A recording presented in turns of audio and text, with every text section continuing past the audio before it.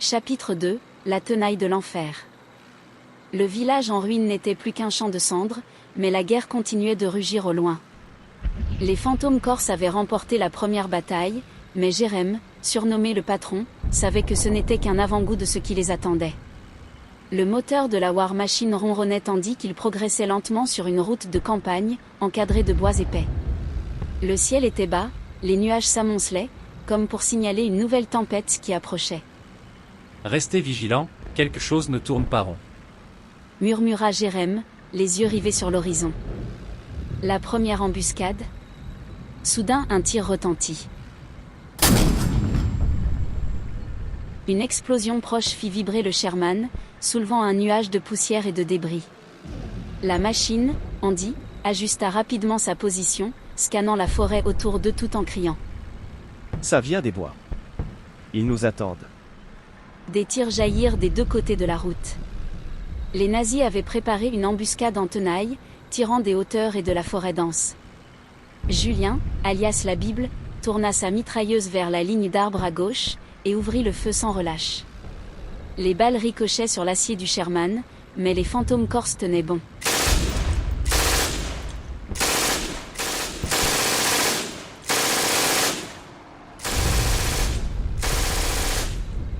Machine, je les ai sur la gauche. Ils se rapprochent. Hurla Julien.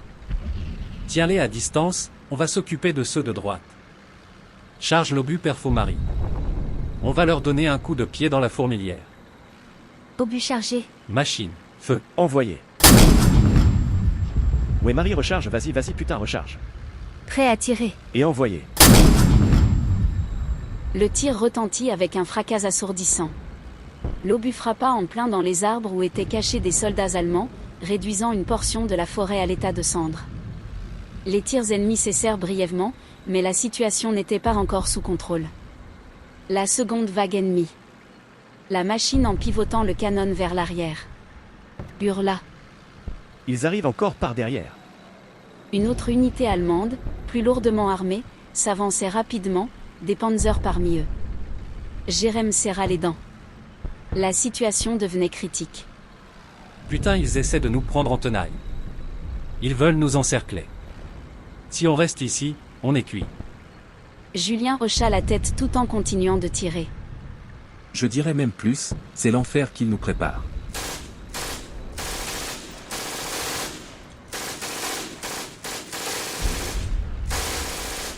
Machine feu. Envoyé.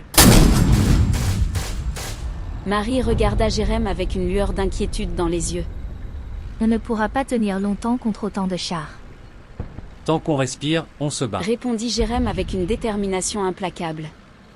Le chaos se déchaîne. Les tirs des panzers se faisaient de plus en plus précis.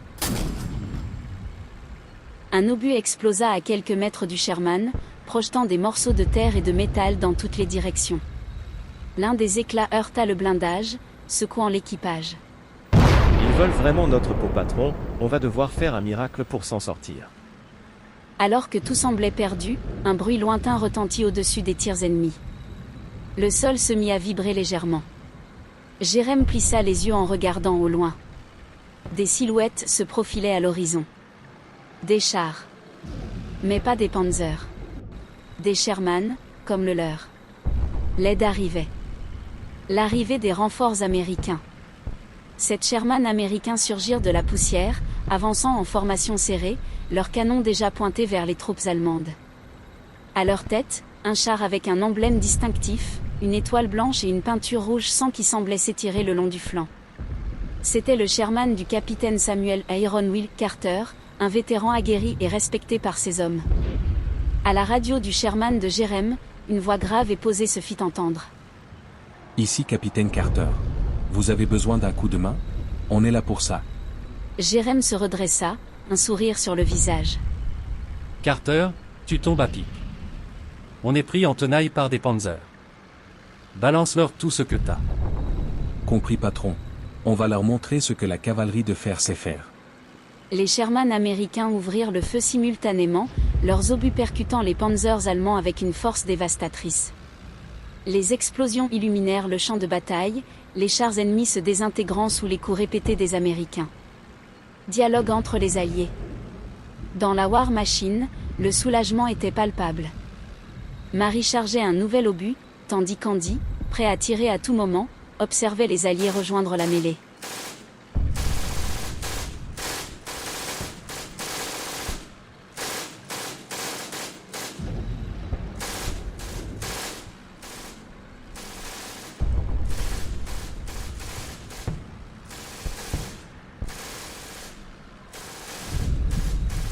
Machine feu, putain feu.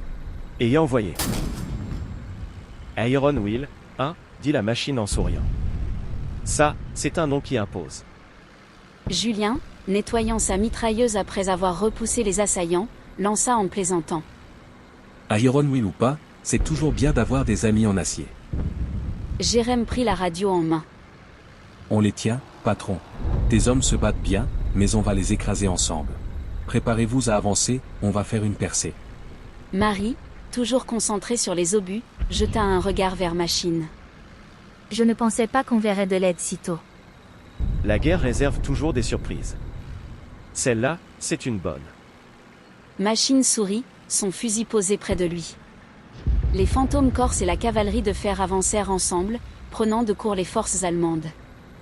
Jérém coordonnait chaque mouvement, guidant les tirs d'Andy avec précision. Machine. Feu. Envoyé.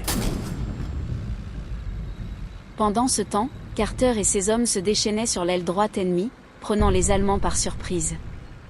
Capitaine Carter à patron. Nous avons sécurisé notre côté. À vous de jouer patron. Bien reçu, on termine ça. À tous les chars en avant toutes, on allume le gyro.